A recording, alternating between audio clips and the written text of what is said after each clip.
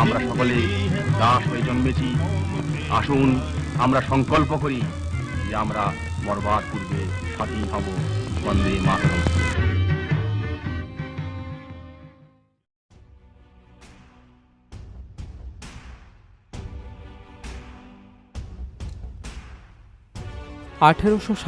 সালের 23শে জানুয়ারি বর্তমান উড়িষ্যার কটক শহরে জন্মেছিলেন ভারত মাতার বীর সন্তান, যিনি একাই হরণ করেছিলেন ফিরিঙ্গিদের রাতের ঘুম, যার নামটাই একটা আদর্শ।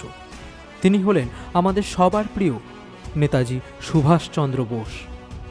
তাকে স্মরণ করে তার চরণে শতকোটি প্রণাম জানিয়ে আমাদের ছোট্ট ইউটিউব চ্যানেল সাহিত্য সম্ভারের পক্ষ থেকে আমরা পরিবেশন করতে চলেছি শুকতারা প্রকাশিত অলোক কৃষ্ণ চক্রবর্তীর কলমে নেতাজি সুভাষচন্দ্র বসুর স্মরণে শ্রেষ্ঠ দেশপ্রেমিক। উপস্থাপনা আপনাদের সঙ্গে রয়েছি আমি সন্তু। শুরু হচ্ছে আমাদের আজকের নিবেদন, শ্রেষ্ঠ দেশপ্রেমিক।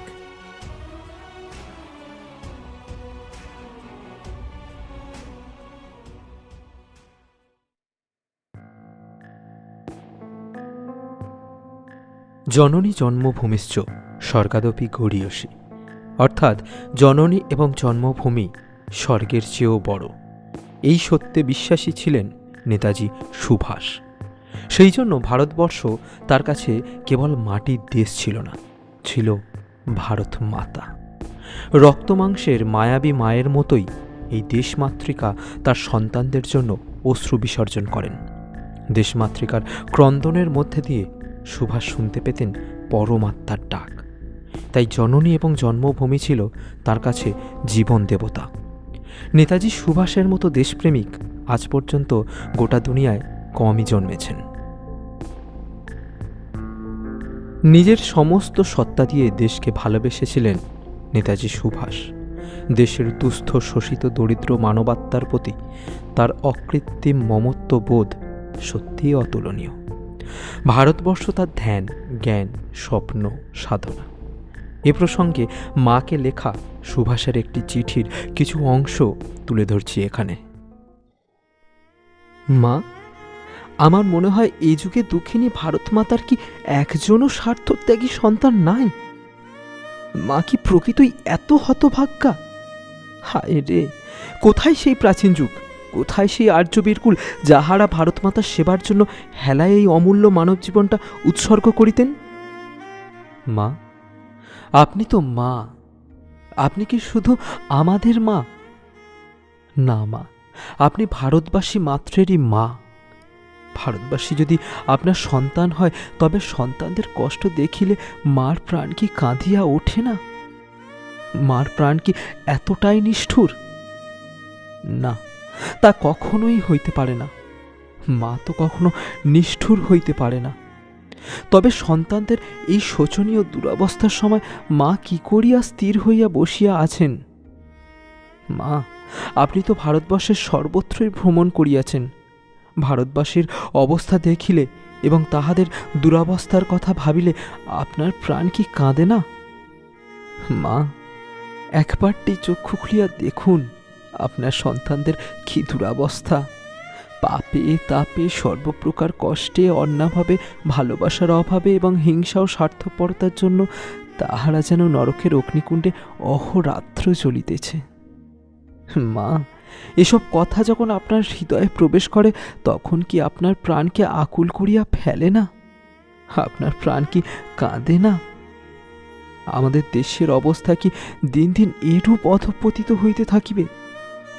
দুঃখিনী ভারত মাতার কি কোনো স্বার্থত্যাগী সন্তান নেই যে নিজের জীবনটা উৎসর্গ করিবে? মা, আমরা আর কয়দিন ঘুমাইয়া থাকিব? আর কয়দিন আমরা পুতুল লইয়া খেলিতে থাকিব? দেশের ক্রন্দন কি আমাদের কর্ণে আসিতেছে না? সুভাষ এই চিঠি তার মাকে লিখেছিলেন যখন তার বয়স মাত্র 15-16। এই বয়সেই তার মধ্যে এই জ্বলন্ত দেশপ্রেম তাকে অস্থির করে তুলেছিল। সব সময় তার মাথায় ঘুরপাক খেত দেশের কথা। তখন থেকেই সাম্রাজ্যবাদী ব্রিটিশের হাত থেকে দেশকে মুক্ত করাই ছিল তার লক্ষ্য, একমাত্র স্বপ্ন। একেই বলে দেশপ্রেম। মানুষের দুঃখে তার মন সবসময় কেঁদে উঠত। একদিনের কথা, সুভাষের এলগিন রোডের বাড়ির সামনে একটি বুড়ি ভিক্ষা করতে বসত। বাড়িতে ঢুকতে বা বাড়ি থেকে বেরোতে সবসময় ভিখারিটিকে চোখে পড়ত তার। পরনে শতছিন্ন বস্ত্র, বেদনাক্লিষ্ট মুখ। তাকে দেখলেই সুভাষের মন বেদনায় ভরে উঠত। ওর অবস্থার সঙ্গে তুলনা করে নিজেকে অপরাধী ভাবতেন ছাত্র সুভাষ। তার মনে হতো তিনি বাস করেন 3তলা বাড়িতে আরামে, আর এই বৃদ্ধা ভিখারিটির মাথা গোজবার ঠাঁই নেই। সারাদিন ভিক্ষা করে হয়তো পেট ভরে খেতেও পায় না। তাই কলেজে যাতায়াতের জন্য বাড়ি থেকে সুভাষ যে 2-4 পয়সা ট্রাম ভাড়া পেতেন, সেই 2-4 পয়সা তাকে প্রায়ই দিয়ে দিতেন। প্রায়ই তিনি হেঁটে বাড়ি ফিরতেন। গরিব দুঃখীদের দেখলে তার প্রাণ কেঁদে উঠত। তাই পকেটে যত পয়সা থাকিত সবই তিনি তাদেরকে দিয়ে দিতেন। ছেলেবেলা থেকেই সুভাষের জীবনে এই মানবপ্রীতি দেখা যায়। তাই বসন্ত, কলেরা রোগীদের তিনি সেবা করতেন। সেই সময় কলেরা বা বসন্ত ছিল মারাত্মক রোগ। এইসব রোগীদের থেকে মানুষ দূরে থাকত, কিন্তু সুভাষ তা করিতেন না। তিনি এদের সেবা করিতেন। তিনি উপলব্ধি করেছিলেন জনসেবার মধ্যে দিয়েই দেশের উন্নতি সম্ভব। তাই তার কাছে ছিল জীবন মৃত্যু পায়ের ভৃত্য, চিত্ত ভাবনাহীন। সুভাষ আজন্ম দেশপ্রেমিক এবং কর্মযোগী। পৃথিবীতে ভারতের যাতে সুনাম হয় সেদিকেই ছিল তার লক্ষ্য। তাই তার বন্ধু দিলীপ কুমার রায় যখন তার পিতা দ্বিজেন্দ্রলাল রায়ের ভারতবর্ষ গানটি গাইতেন, তখন সুভাষের চোখ উজ্জ্বল হয়ে উঠত। গান শেষে ভারতের তমসাবৃত দুঃখ রাত্রির চিন্তায় বেদনায় ভরে উঠত সুভাষের মুখ। কি করে বন্দিনী ভারতমাতার শৃঙ্খল মোচন করা যায়, সেই চিন্তায় ব্যাকুল হয়ে উঠতেন তিনি। তাই তো দুর্গম গিরিকান্তার মরুদুস্তর পাড়াবার অতিক্রম করে তিনি চলে গেলেন বিদেশে। জীবন মৃত্যুকে পাশাপাশি রেখে হাজার ঝড়ঝঞ্ঝা উপেক্ষা করে 7 সমুদ্র 13 নদী পার করে পৌঁছে গেলেন জার্মানিতে। তার মনে তখন অনুরণন তুলেছে স্বামীজির বাণী, freedom, freedom is the song of the soul. আর তার মাথায় অরবিন্দের সেই কথা, আমি চাই তোমরা বড় হয়ে ওঠো, তোমাদের নিজেদের স্বার্থের জন্য নয়, স্বদেশের জন্য, যাতে জগতের অন্য সব স্বাধীন দেশের মাঝে ভারতবর্ষ সগর্বে মাথা তুলে দাঁড়াতে পারে। তোমাদের মধ্যে যারা দীন দরিদ্র, আমি চাই শত দুঃখ দরিদ্রের মধ্যেও যেন তারা দেশের সেবা করতে না ভোলে। তোমাদের কাজের মধ্য দিয়েই দেশের উন্নতি, তোমাদের বেদনাতেই দেশের মুক্তি। দেশের মুক্তির জন্য নেতাজি সুভাষ আরাম আনন্দ বিসর্জন দিয়ে দুরন্ত ঘূর্ণির মতো ছুটে বেরিয়েছেন পৃথিবীর এক প্রান্ত থেকে আর এক প্রান্ত পর্যন্ত। সারা দুনিয়ায় এক বিরল দৃষ্টান্ত। শয়নে স্বপনে নিদ্রা জাগরণে তার শুধু একই চিন্তা, ভারত মাতার মুক্তি। তাই তিনি যখন দেখলেন জার্মানি থেকে স্বাধীনতা সংগ্রামের অনেক অসুবিধা, তখন তিনি জাপানে যেতে আগ্রহী হন। উদ্দেশ্য দক্ষিণ পূর্ব এশিয়া থেকে স্বাধীনতা সংগ্রাম পরিচালনা করা, কারণ জার্মানি থেকে ভারতের দূরত্ব প্রায় 6000 মাইল। এত দূর থেকে ভারতে প্রবেশ করার চেয়ে কাছ থেকেই প্রবেশ করাটা অনেক সহজ। সিঙ্গাপুর, হংকং, বার্মা সবই তখন জাপানিদের দখলে। এইসব দেশ ভারতের খুবই কাছে। তাছাড়া জাপানও জার্মানির বন্ধু, দুজনেই অশ্বশক্তির শরিক। তাই জাপানের সঙ্গে যোগাযোগ করে নেতাজি নিজের মনের কথা ব্যক্ত করেন। সাড়া পাওয়া গেল জাপানের কাছ থেকে, কিন্তু বাধা এলো জার্মানির কাছ থেকে। জার্মানির সর্বেসর্বা মহাপ্রতাপশালী হিটলার রাজি নন, কারণ বর্তমান যুদ্ধ পরিস্থিতি ওখানে যাবার পক্ষে অনুকূল নয়। জাপান নিজেই জানিয়েছে সে কথা। এই সময় জার্মানি থেকে নেতাজি জাপানে পৌঁছানোর সম্ভাবনা 5% মাত্র। 5% কেন? নেতাজি বললেন 1% সম্ভাবনা থাকলেও আমি যাব বলে যখন মনস্থির করেছি তখন তো আমি যাবই। হিটলার কেন, কেউই আমাকে আটকাতে পারবে না, পৃথিবীর কোনো শক্তিই পারবে না। হিটলারের সঙ্গে আলোচনায় বসলেন সুভাষ। অনেক যুক্তিতর্কের পর রাজি হলেন হিটলার। দেশপ্রেমের জ্বলন্ত অগ্নিশিখা সর্বক্ষণ যার মধ্যে জ্বলে তাকে কি আটকানো যায়, নাকি আটকানো সম্ভব? যুদ্ধ পরিস্থিতি জটিল। দ্বিতীয় বিশ্বযুদ্ধের আগুন তখন জলে, স্থলে, অন্তরিক্ষে। তাই জার্মানির কিয়েল বন্দর থেকে সাবমেরিনে রওনা দিলেন নেতাজি সুভাষ জাপানের উদ্দেশ্যে। মনে তার অনাগত দিনের উজ্জ্বল স্বপ্ন, স্বাধীনতার স্বপ্ন, ভারতমাতার মুক্তির স্বপ্ন। সাবমেরিনে উঠে নেতাজি তার কাজের মধ্যে ডুবে গেলেন। শত্রু জাহাজ হেলে দুলে সাবমেরিনের খুব কাছ দিয়েই চলছে। জলের উপরে জাহাজ আর জলের নিচে সাবমেরিন। শত্রু জাহাজকে ঘায়েল করবার জন্য হাঁক দিলেন সাবমেরিন কমান্ডার, চার্জ টর্পেডো। কিন্তু কন্ট্রোল রুমের একটু ভুলের জন্য টর্পেডো চার্জের পরিবর্তে সাবমেরিনটাই ভেসে উঠল জলের উপর। কি সর্বনাশ! মুহূর্তে শত্রু জাহাজ তার গতি পরিবর্তন করে দ্রুত ছুটে আসতে লাগলো সাবমেরিনের দিকে। এসে গেল খুবই কাছে, সাবমেরিনটাকে ধরে ফেলল বলে, কিন্তু ধরতে পারল না। ডুবে গেল সাবমেরিনটা জলের নিচে।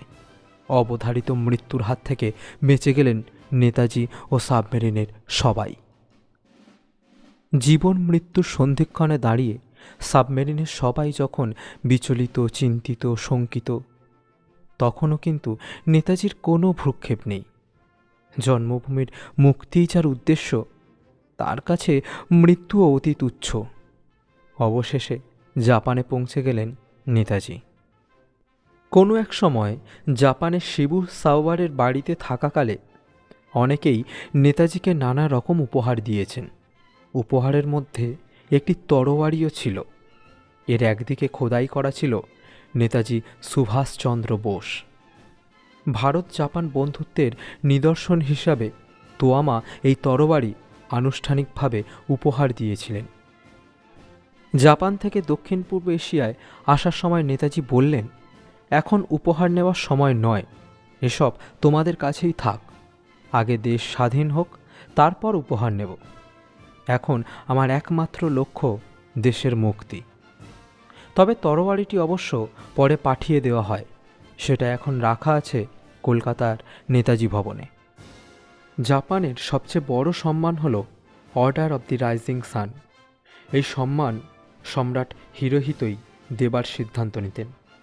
রাসবিহারী বসুকে এই সম্মান দিয়েছিলেন জাপ সম্রাট। এই সম্মান সম্রাট হিরোহিতো নেতাজিকে দেওয়ার ইচ্ছা ব্যক্ত করেন। নেতাজি সবিনয়ে সম্রাটের প্রতিনিধিকে বলেছিলেন, আগে আমার দেশ স্বাধীন হোক, ভারত মাতার মুক্তি আগে হোক, তার আগে এই সব নিয়ে আমি চিন্তাভাবনা করতে চাই না। দেশ স্বাধীন হলে এই সম্মান আমি অবশ্যই গ্রহণ করব। আগে আমার দেশের মুক্তি, তারপর অন্য সব।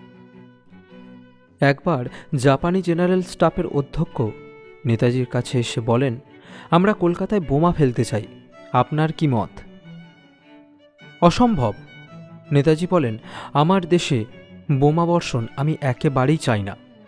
কলকাতা সুন্দর মহানগরী, বোমার আঘাতে সেই মহানগরী ক্ষতবিক্ষত হোক, সেটা বাঞ্ছনীয় নয়। দেশবাসীকে আমি দিতে চাই আশা, ভরসা, ধ্বংস ও প্রত্যাঘাত নয়।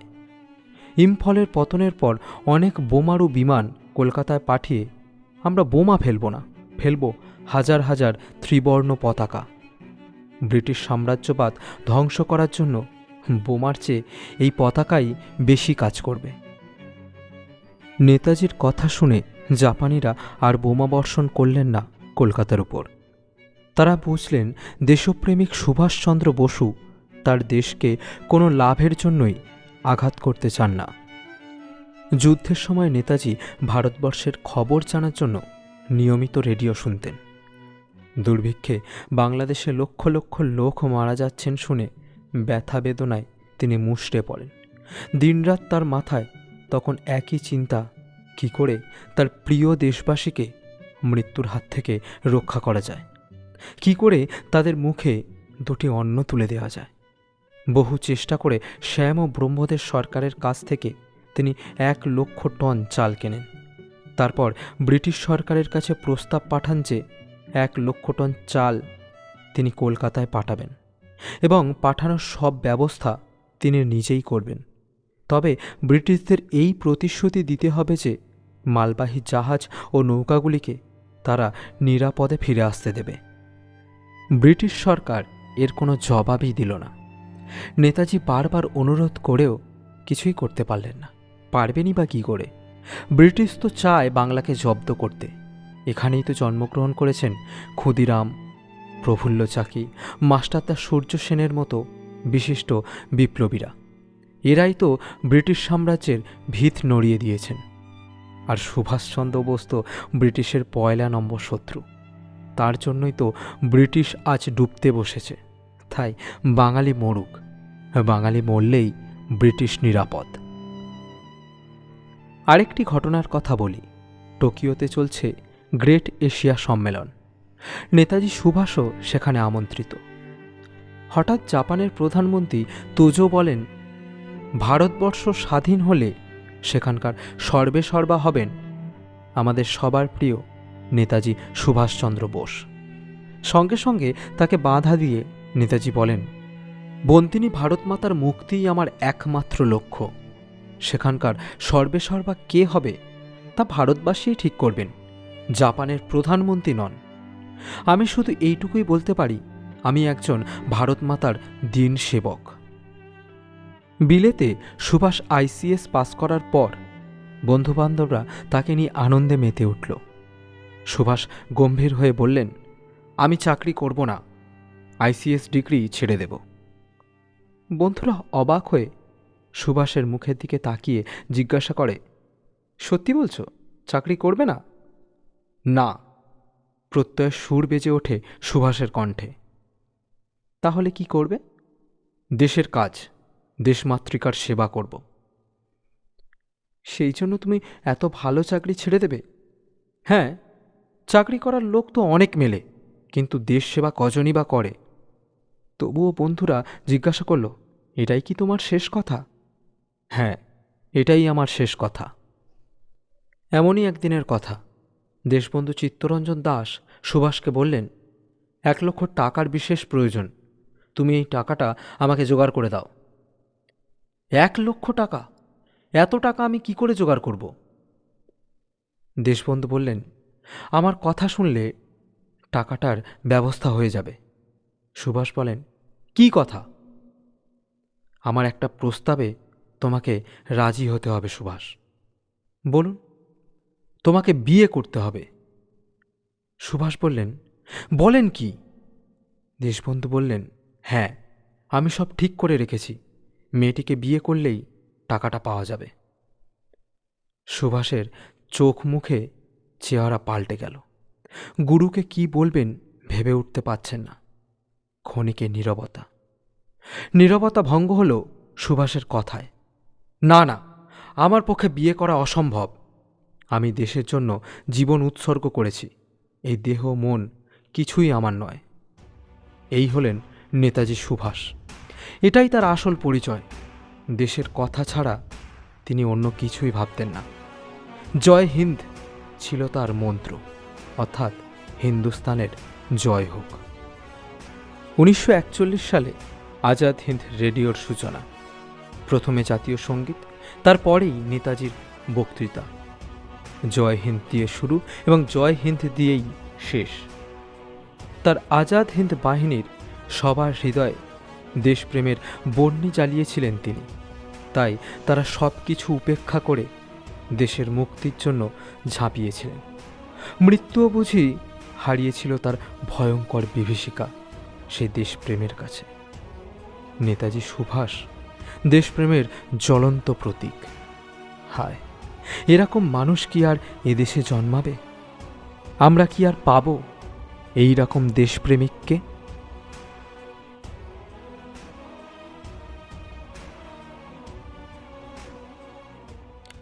শুনছিলেন নেতাজি সুভাষচন্দ্র বসু অবলম্বনে অলোক কৃষ্ণ চক্রবর্তীর কলমে শ্রেষ্ঠ দেশপ্রেমিক। তবে হ্যাঁ, নেতাজি সুভাষচন্দ্র বসু সমগ্র ভারতবাসী তথা বিশ্ববাসীর কাছে এক উজ্জ্বল গৌরবময় ব্যক্তিত্ব। তাই তার এই শুভ জন্মদিনে আমরা সবাই মিলে তাকে স্যালুট জানাই। জয় হিন্দ।